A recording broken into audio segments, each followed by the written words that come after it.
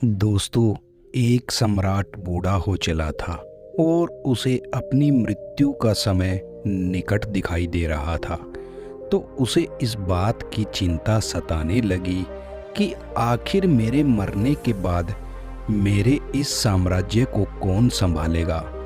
उस सम्राट के 3 बेटे थे। तीनों ही बहुत समझदार और हर कला में निपुण थे।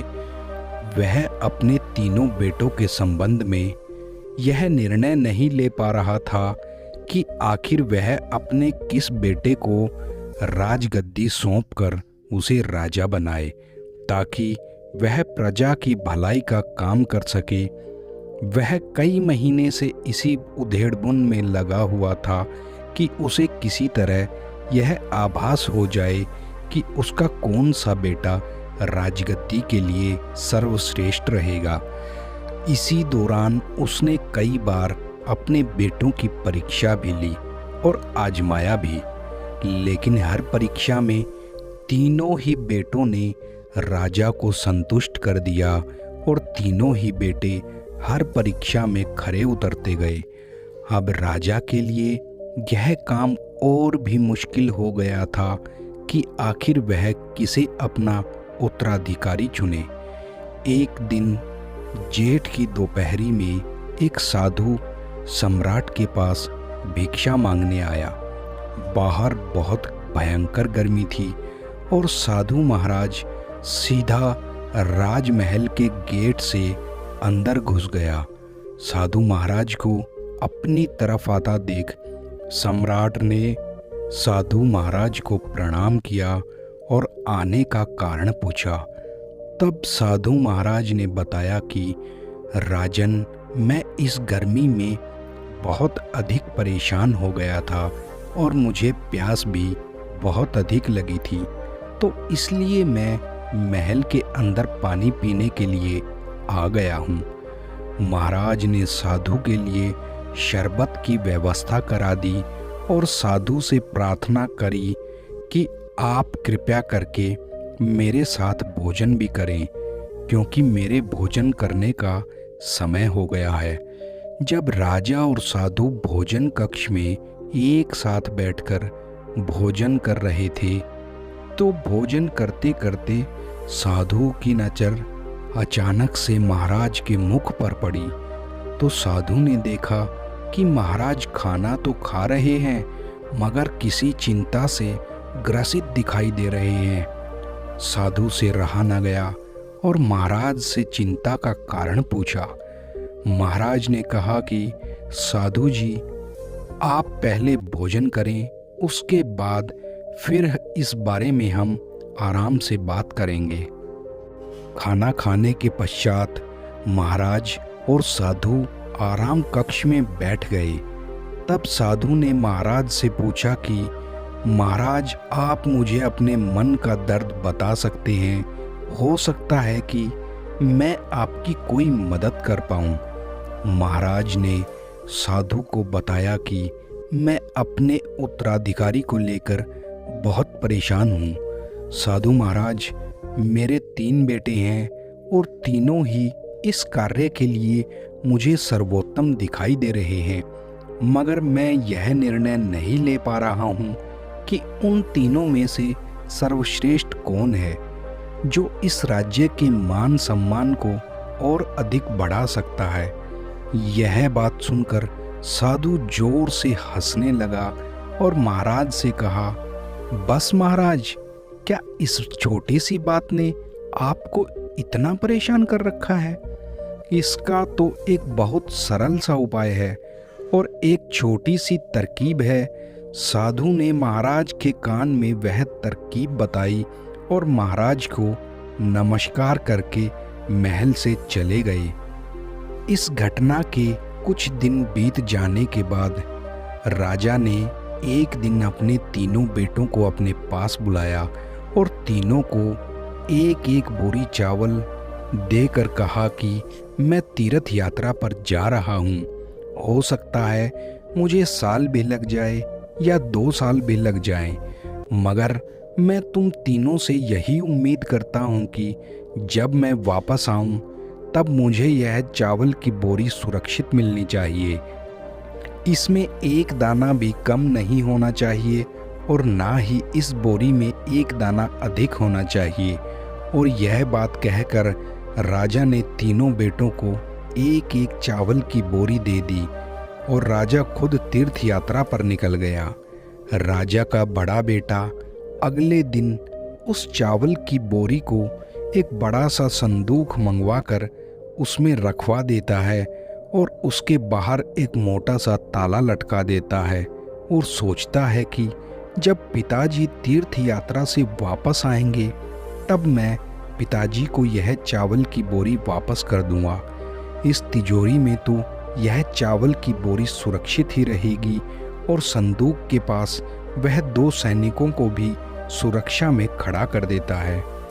राजा का दूसरा बेटा यह सब बड़े गौर से देख रहा होता है और मन ही मन यह सोचता है कि संदूक में रखने से यह चावल सुरक्षित नहीं रहेगा, क्योंकि हो सकता है इस चावल में कीड़े लग जाएं, घुन लग जाए, या हो सकता है फफूंद की वजह से यह चावल पूरा का पूरा नष्ट हो जाए।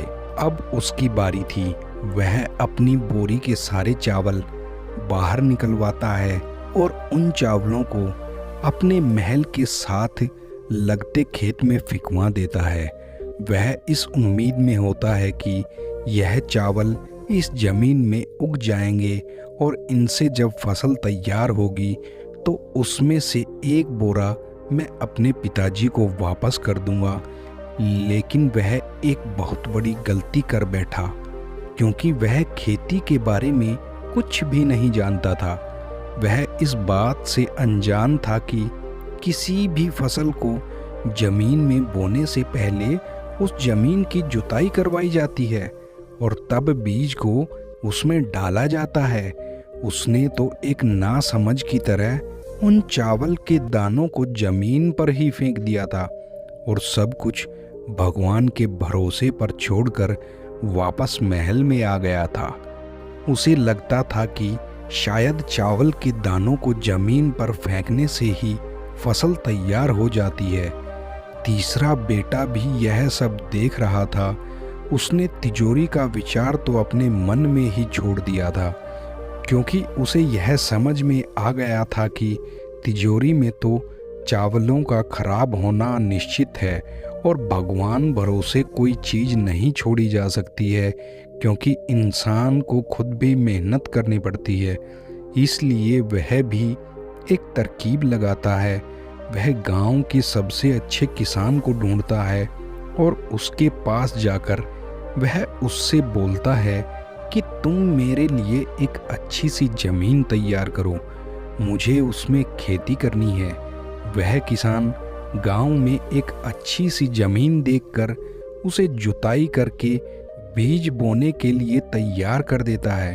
तब वह छोटा बेटा अपने चावल के दानों को उस खेत में रुपवा देता है और समय समय पर किसान के साथ मिलकर अपनी फसल की जांच करता रहता है कि फसल को कब पानी की ज़रूरत है और कब खाद की ज़रूरत है।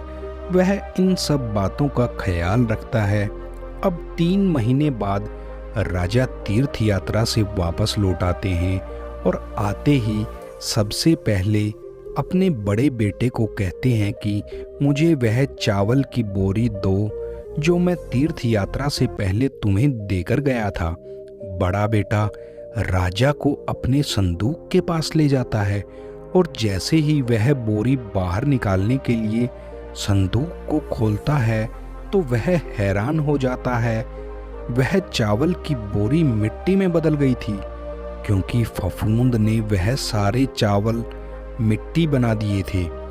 राजा यह देखकर बहुत अधिक क्रोधित होता है और उसे इस बात पर बहुत अधिक गुस्सा आता है और कहता है कि मैंने तुम्हें चावलों से भरी एक बोरी दी थी, जिससे तुम अपने दिमाग का इस्तेमाल करके उस एक बोरी को 100 बोरी में बदल सकते थे, मगर तुमने उस एक बोरी चावल को मिट्टी में तब्दील कर दिया। अब सोचो, अगर मैं तुम्हें अपना राज्य देता हूँ तो तुम उस राज्य को भी मिट्टी में मिला दोगे। अब राजा ने अपने दूसरे बेटे से कहा कि तुम्हारे चावल के दाने कहाँ हैं? तब वह बेटा राजा को उस खेत में ले गया जहाँ पर उसने चावल के दाने फेंकवाए थे। मगर राजा जैसे ही वहाँ उस जगह पर पहुँचा तो वहाँ उसने देखा कि एक भी दाना वहाँ पर चावल का नहीं था। वहाँ सिर्फ खरपतवार ही उगी हुई थी, जंगली झाड़ियाँ ही उगी हुई थी, क्योंकि उसने जब उन चावल के दानों को वहाँ पर फेंकवाया था तब उसे चिड़िया और कबूतर चुग गए थे, जिससे वहाँ एक भी दाना नहीं बचा था। राजा इस बात से बहुत क्रोधित होता है और अपने बेटे से पूछता है, कहाँ है तुम्हारे द्वारा उगाए गए चावल? तब वह अपने पिता को बताता है कि मैंने यहाँ पर चावल के दाने फेंक दिए थे और मेरा अनुमान था कि यह समय आने पर अपने आप उग जाएंगे और फसल तैयार हो जाएगी। राजा ने कहा, क्या तुमने फसल बोने से पहले उसकी उपजाऊ क्षमता को जांचा था? क्या मिट्टी की तुमने परख करी थी कि यह मिट्टी फसल बोने के लिए उपजाऊ है या नहीं? तब बेटे ने कहा, नहीं पिताजी, मैंने ऐसा नहीं किया था। तो राजा बोला, मैं तुम्हें अपना उत्तराधिकारी नहीं बना सकता, क्योंकि तुम्हें किसी भी चीज की परख करनी नहीं आती है। अब राजा ने अपने सबसे छोटे बेटे को कहा कि अब तुम मुझे अपनी वह चावल की बोरी दिखाओ। तो छोटा बेटा राजा को अपने खेत में लेकर जाता है और राजा को लहलहाती हुई फसल दिखाता है। राजा लहलहाती हुई फसल को देखकर बहुत ज़्यादा प्रसन्न हो जाता है। वह फसल बहुत शानदार तैयार हुई थी और उस चावल के खेत से बड़ी अच्छी खुशबू आ रही थी। वहाँ पर भंवरे उड़ रहे थे, चिड़िया चहक रही थी, मोर नाच रहे थे। वहाँ पर उस खेत में पूरा एक जीवन लहलहा रहा था। यह सब देखकर राजा मन ही मन लहलहा उठा और वह अपने छोटे बेटे से बहुत अधिक प्रसन्न हुआ और राजा ने ऐलान कर दिया कि तुम ही मेरे उत्तराधिकारी हो, क्योंकि जो इंसान छोटे छोटे चावल के दानों को नहीं संभाल सकता वह मेरा राज्य भी नहीं संभाल सकता। और तुमने उन छोटे छोटे बीजों से पूरे एक जीवन का संचार कर दिया, इसलिए मैं तुम्हें अपना उत्तराधिकारी बनाता हूँ। और इस तरीके से दोस्तों उस राजा ने, उस सम्राट ने अपने सबसे छोटे बेटे को अपने राज्य का उत्तराधिकारी बना दिया, राज्य का राजा बना दिया। दोस्तों यही बातें हम इंसानों पर भी लागू होती हैं। हमारी ज़िंदगी हमें कई मौके देती है, हमें जीवन में आगे बढ़ने के लिए और खुद को विकसित करने के लिए। मगर हम में से कुछ लोग ऐसे हैं जो पहले बेटे की तरह हैं। वह अपने पूर्वजों द्वारा मिले धन को तिजोरी में रखते हैं और वह धन वहीं पर रखा रखा ख़त्म हो जाता है। उस धन को वह कभी भी बढ़ाने की नहीं सोचते हैं, उसका विकास करने की नहीं सोचते हैं। और कुछ लोग उस दूसरे बेटे की तरह होते हैं जो सब कुछ समय पर छोड़ देते हैं कि समय आने पर सब अपने आप हो जाएगा। वह अपनी तरफ से कुछ भी किसी प्रकार की मेहनत नहीं करते हैं और मेहनत ना करने वालों का समय भी कुछ नहीं कर सकता, वह भी ऐसे ही बर्बाद हो जाते हैं। और कुछ विरले ही तीसरे बेटे की तरह समझदार होते हैं। वह अपने जीवन में आने वाले हर एक मौके को अच्छे से उपयोग करते हैं, हर संभावना को वह सफलता में तब्दील करते हैं। वे अपने साथ अपने परिवार को भी ऊंचाई और बुलंदियों पर ले जाते हैं। दोस्तों इस कहानी से हमें यह सीखने को मिलता है कि हमें उस तीसरे बेटे की तरह अपने जीवन में आने वाली हर संभावना को अच्छे से इस्तेमाल करना चाहिए और उसे सफलता में तब्दील करना चाहिए। तो दोस्तों कृपया चैनल को सब्सक्राइब करके जाना, ताकि ऐसी ही मोटिवेशनल वीडियो का नोटिफिकेशन आपको मिलता रहे। आपके सब्सक्राइब करने से आपका प्यार मुझ तक पहुंचता है। तो इसी के साथ आप सभी का मुझे सुनने के लिए दिल से धन्यवाद। मिलते हैं अगले वीडियो में। नमस्कार दोस्तों।